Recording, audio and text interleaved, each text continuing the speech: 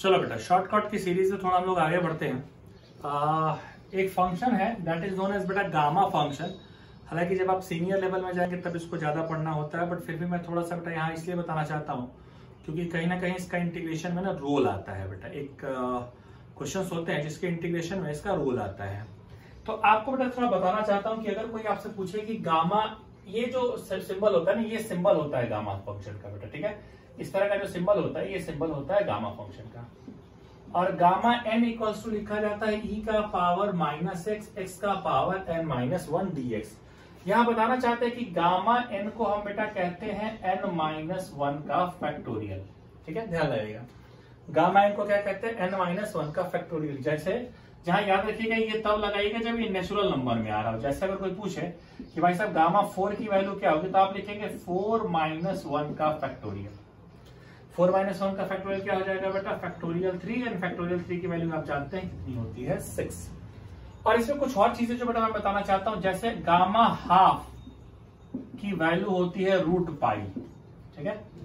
अब senior level में जाएंगे तो प्रूविंग ये पढ़ेंगे, फिलहाल के आप जान लीजिए गामा हाफ की वैल्यू कितनी होती है? Root pi. और अगर आपसे कोई ये पूछता है कि सर गामा 5/2 को ब्रेक कर सकते हैं क्या? बिल्कुल ब्रेक कर सकते हैं। इसमें एक एक माइनस करते जाइए। कैसे?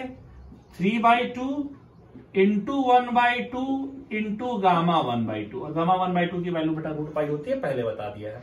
अभी जैसे समझिए, अगर मैंने लिख दिया गामा 7/2, तो गामा 7/2 को एक्चुअली लिख क्या सकते हैं ये समझिए। आप लिखेंगे, एक घटाएंगे तो 5/2, फिर एक घटाएंगे 3/2, फिर एक घटाएंगे 1/2, और फिर ये हो जाएगा गामा 1/2।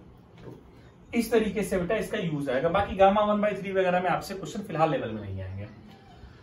तो गामा n इक्वल्स टू होता है e का पावर माइनस x का पावर n माइनस 1। और ये लिमिट जो होती है ना बेटा, वो जाती है 0 टू इन्फिनिटी तक। ये भी जानना जरूरी है कि लिमिट हमारी कहां से कहां तक जाएगी? 0 से इन्फिनिटी तक जाएगी। अच्छा, तो सर अगर ऐसे किसी ने पूछ दिया कि अगर इसका इंटीग्रेशन क्या होगा कि 0 से लेकर के इन्फिनिटी तक e का पावर माइनस x का पावर 5 dx का इंटीग्रेशन की वैल्यू क्या होगी, तो आपको बेटा बहुत ज्यादा पैनिक ही नहीं होना। आप सीधे इस फॉर्मूले में लगा के देख लो।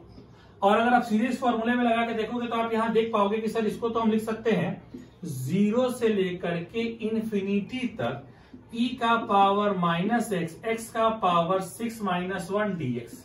यानी अगर कंपेयर करेंगे तो n की वैल्यू कितनी आ जाएगी? 6।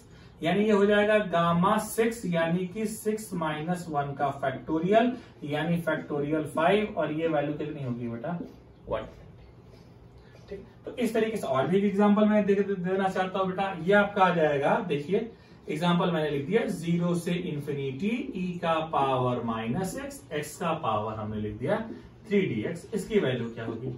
फिर बेटा वही काम, ये अगर लिख दिया गया तो इसको आप लिख सकते हैं 0 से इन्फिनिटी e का पावर माइनस x और x का पावर 4 माइनस 1 dx, यानी गामा 4। और गामा 4 की वैल्यू हो जाएगी फैक्टोरियल 3। फैक्टोरियल 3 की वैल्यू होती है 6।